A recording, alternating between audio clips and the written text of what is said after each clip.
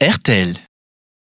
Dia miarabantsika rehetra indray manaraka ny fandarana mpanapitrisa eto amin'ity télémamitsika ity zay karakarain'ny RTL Madagascar. Efa tonga eto ny commissaire au jeu efa eto any koa monsieur Monet satria dia midika an'izany fa eto amin'ny Fatra-Tananarivo no nahazo ny anisan'ireo voafidy andray anjara ka dia hoampidiritsika ny vahintsika amin'ity anio ity. Alors izy monsieur Monet ho antsika rehetra izay te andray anjara miarabanao ramose. Miarabana ramose. Ina vaovao?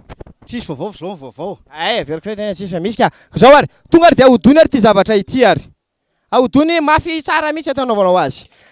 Ho antsika rehetra izay te andray anjara amin'izy ity zany dia mampiditra crédit ana 1000 ariary ianao na manao monnaie change na 5000 ariary dia mety anisan'ireo voasarika andray anjara amin'ity lalao ity. Eo ampiarasana an'izany dia entanina foana isika fa dia mpanjifa RTL ihany no afaka mandray an'izy ity.